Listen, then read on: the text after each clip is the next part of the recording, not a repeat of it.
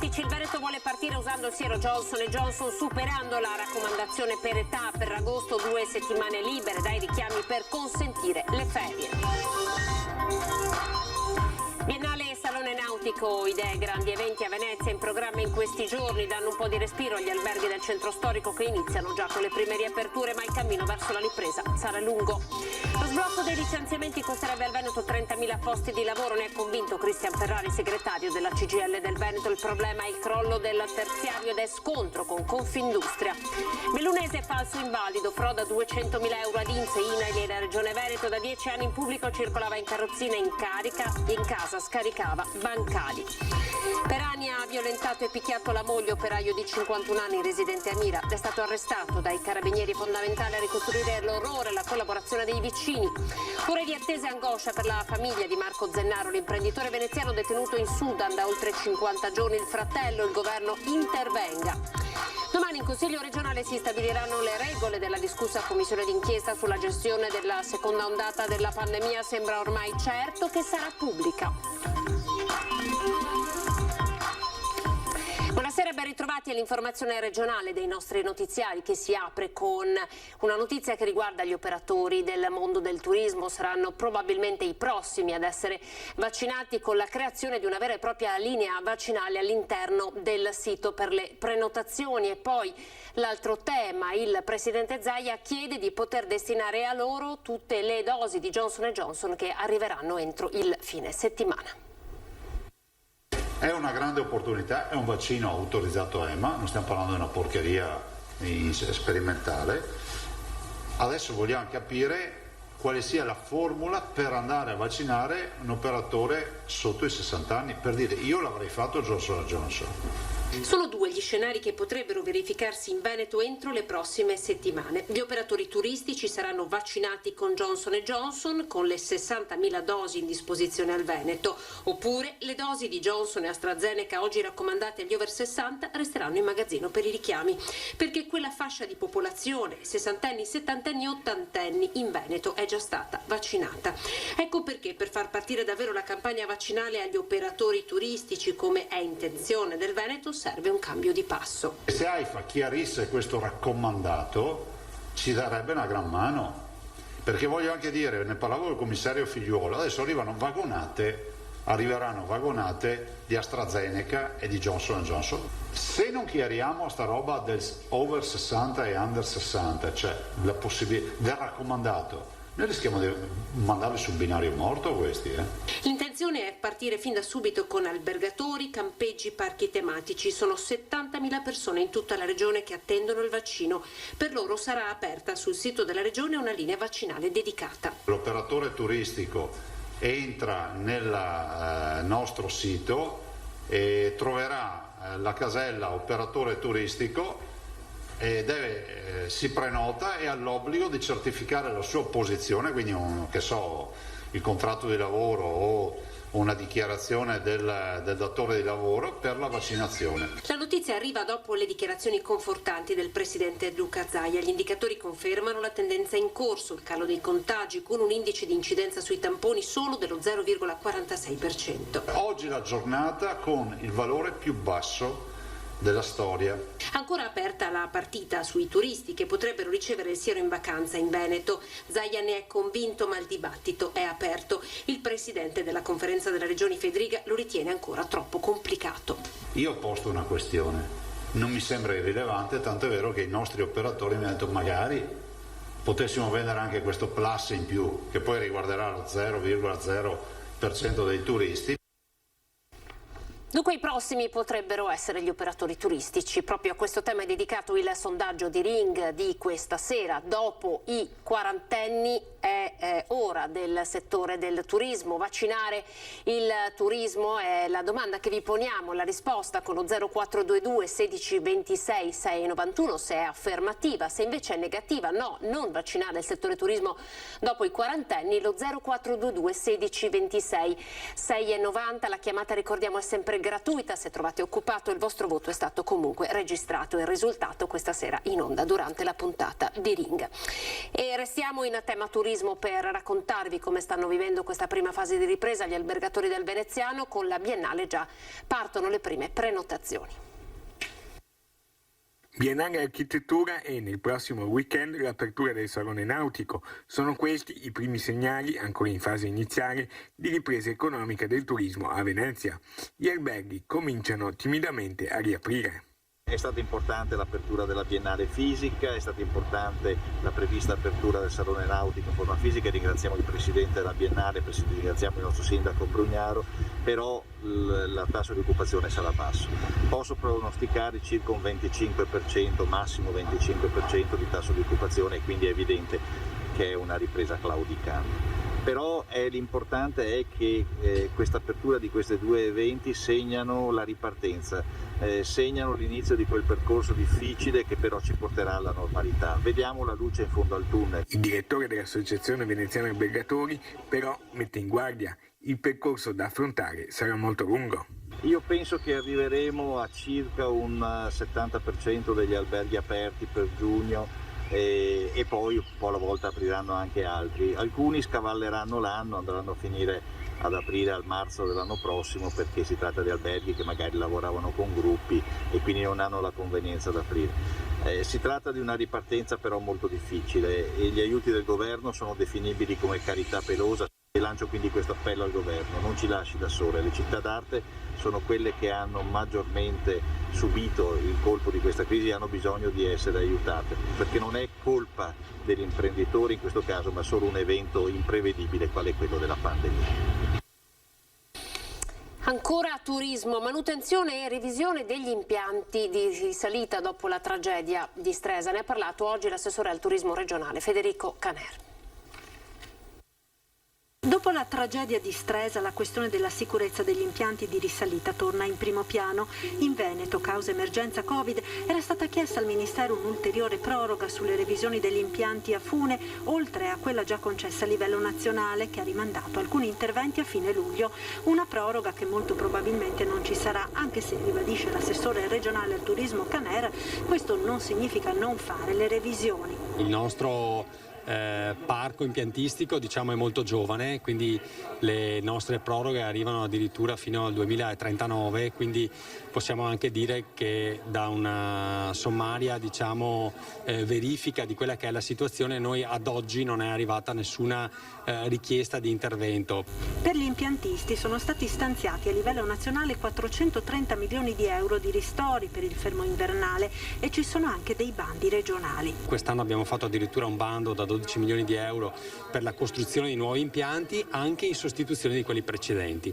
Quindi diciamo che la situazione in Veneto possiamo dire essere sotto controllo e le revisioni vengono fatte costantemente. Domani la conferenza delle regioni, alcuni governatori proporranno la zona bianca rafforzata, introdurre nuovi meccanismi condivisi a livello nazionale nel caso di un eventuale aumento di contagi in zona bianca. Tra questi la possibilità di inserire misure più restrittive per una sorta, appunto, come dicevamo, di zona bianca rafforzata, oltre alla possibilità di rientrare in questa fascia senza dover attendere le 3 settimane di permanenza canonica. È quanto appunto alcuni governatori proporranno domani in vista della conferenza delle regioni. Parliamo ora dello sblocco dei licenziamenti, botta e risposta tra Confindustria e la CGIL, che ha già dato i dati.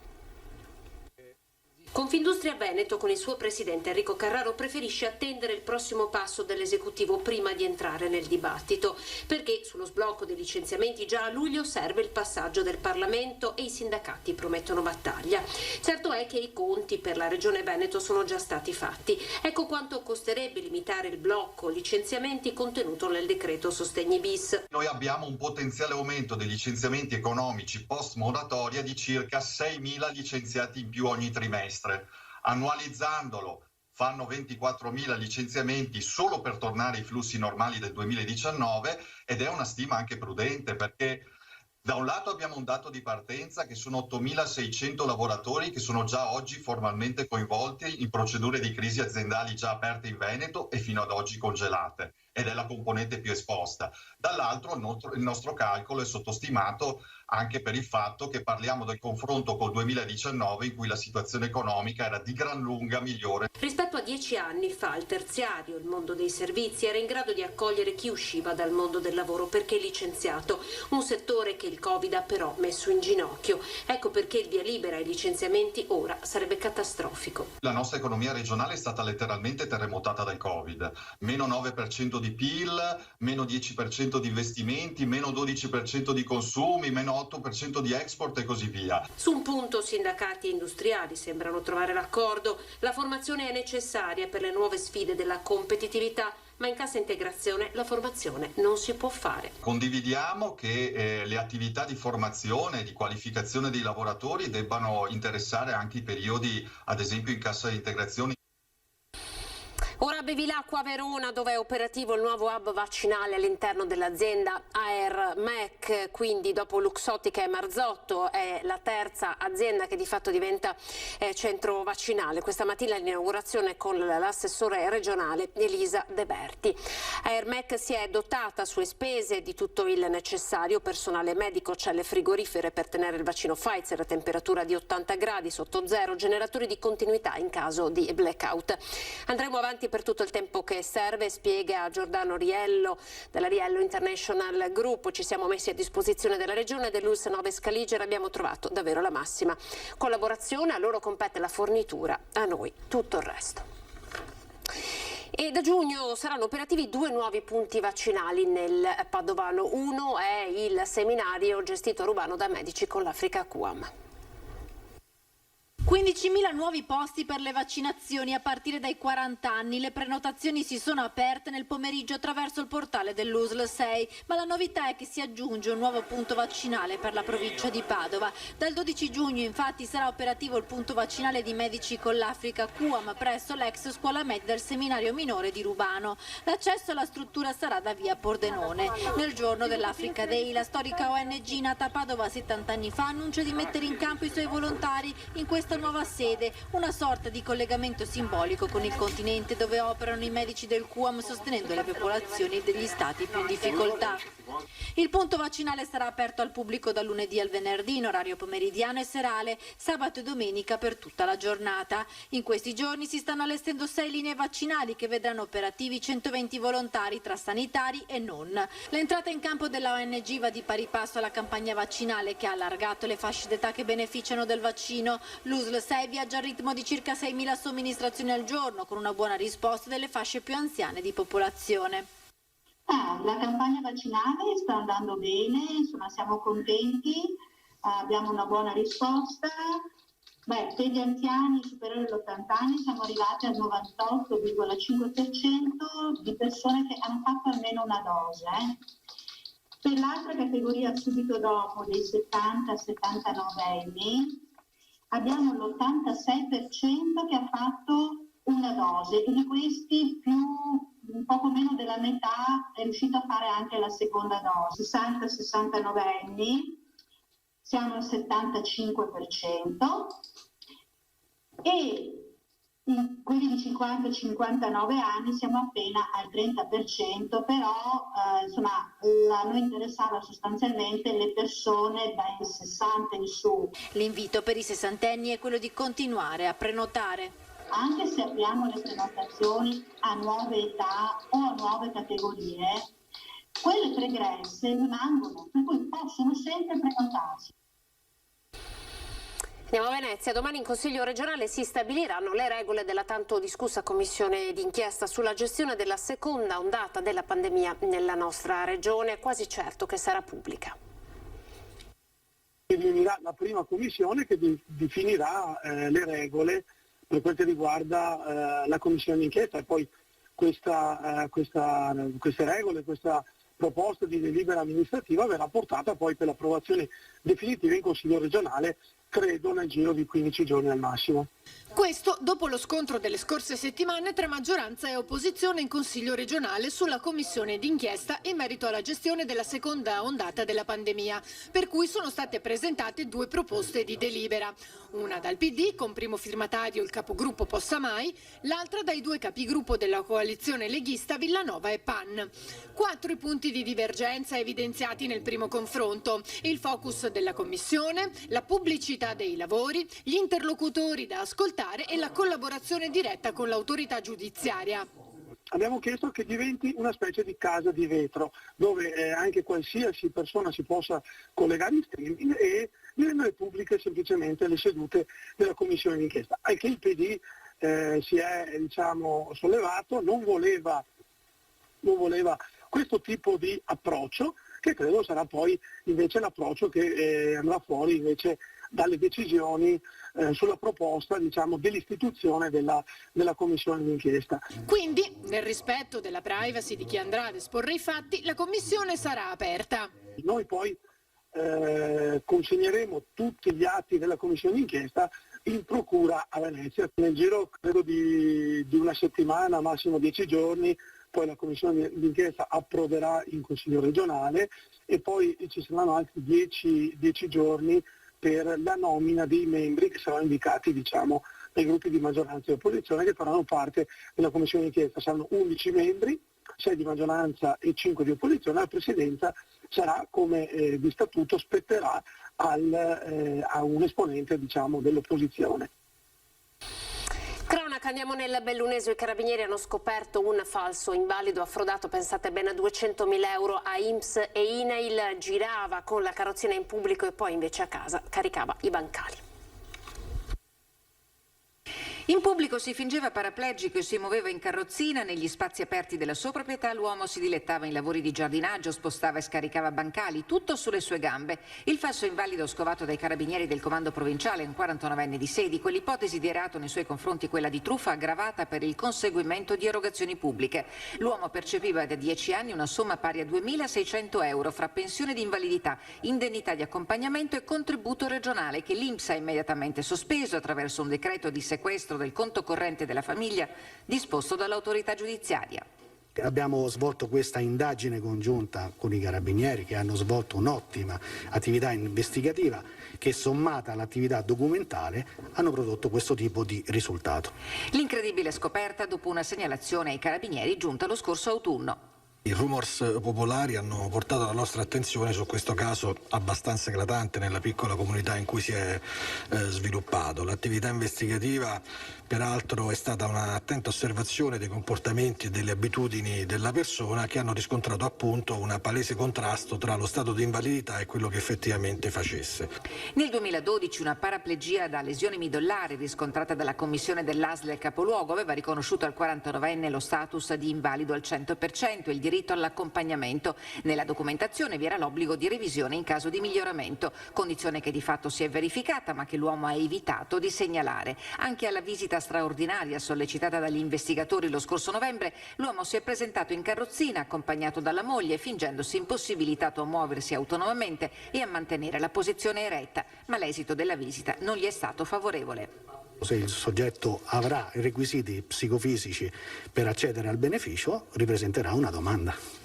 Fino a quel momento pensione bloccata e rischio, qualora le ipotesi fossero confermate, di dover restituire le somme indebitamente percepite in questi anni, quantificate in circa 200.000 euro. Nei guai anche la moglie del 49enne, operaia in una fabbrica di Sedico, denunciata per aver avallato e assecondato il marito tanto da poter usufruire dei congedi straordinari INPS e permessi retribuiti per l'assistenza ai disabili garantiti dalla legge 104. Ancora una storia dell'orrore. Per anni ha picchiato e violentato la moglie, una storia scioccante per la quale un operaio straniero di Mira è stato finalmente arrestato. Anni di brutali violenze fisiche e di svalutazione di ogni dignità umana di un marito sulla moglie. Questo è il quadro definito dai carabinieri di Mira, anche grazie all'aiuto di vicini e conoscenti della coppia. Una violenza domestica silenziosa che durava da decenni, con tanti interventi dell'arma a casa dei due.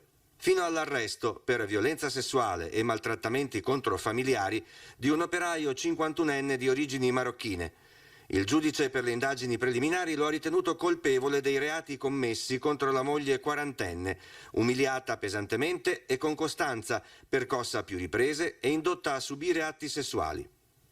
Minacciata infine di non denunciare le violenze né di ricorrere alle cure mediche del caso. Fondamentale l'utilizzo della stanza tutta per sé, allestita di recente in tenenza a Mira, per raccogliere le testimonianze che hanno confermato un quadro aberrante che ha indotto il giudice a emettere il provvedimento di arresto, effettuato lunedì in tarda sera dai carabinieri. Sono ore di attesa e angoscia per la famiglia di Marco Zennaro, l'imprenditore veneziano detenuto in Sudan ormai da 50 giorni. L'appello è del fratello.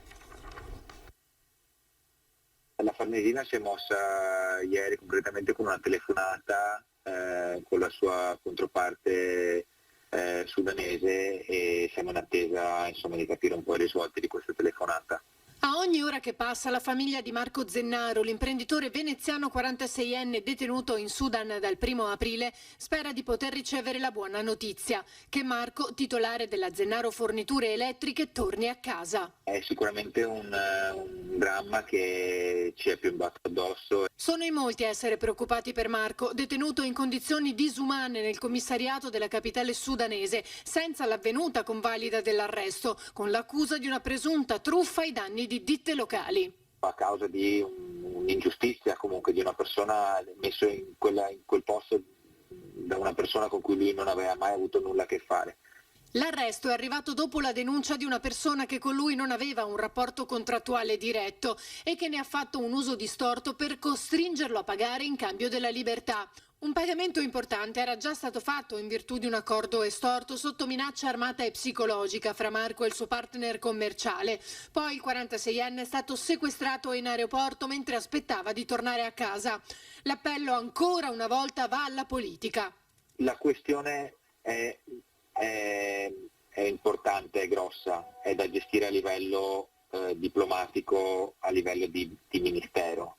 Pertanto noi l'appello che facciamo è l'appello al Ministero affinché risolva questa questione dove per noi è troppo grande.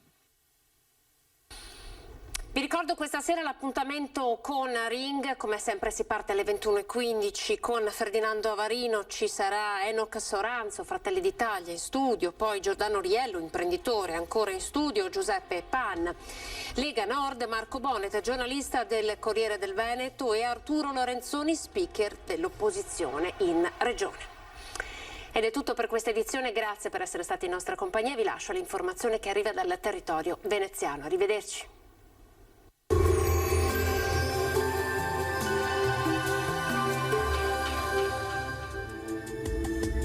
Benvenuti al meteo. Graduale rimonta dell'alta pressione dalla penisola iberica e tempo che andrà stabilizzandosi maggiormente sul nostro territorio. Vediamo dunque il dettaglio. Sul Veneto la grafica di mercoledì 26 maggio ci mostra una situazione buona, avremo un ampio soleggiamento con cielo sereno o al più poco nuvoloso, salvo lo sviluppo di locali addensamenti sulle zone interne nel corso del pomeriggio, ma in genere senza piogge associate. Temperature in lieve aumento, minime comprese tra i 7 e i 13 gradi, valori massimi oscillanti invece tra i 18 e i 24 gradi all'incirca. Ci spostiamo ora sul Friuli Venezia e Giulia, dove avremo di fatto poche novità, tanto sole ovunque, solo con qualche occasionale annuvolamento, ma del tutto innocuo. Temperature minime tra 8 e 13 gradi, massime sui 21-22 gradi. Infine uno sguardo al Trentino Alto Adige, anche qui avremo tanto sole ovunque, isolati acquazzoni sui settori alpini di confine nel corso del pomeriggio. Temperature minime intorno ai 7-8 gradi, massime infine sui 22 all'incirca. Dal meteo per ora è tutto, vi auguro come sempre un buon proseguimento in compagnia di Antenna 3. Arrivederci dunque al prossimo aggiornamento.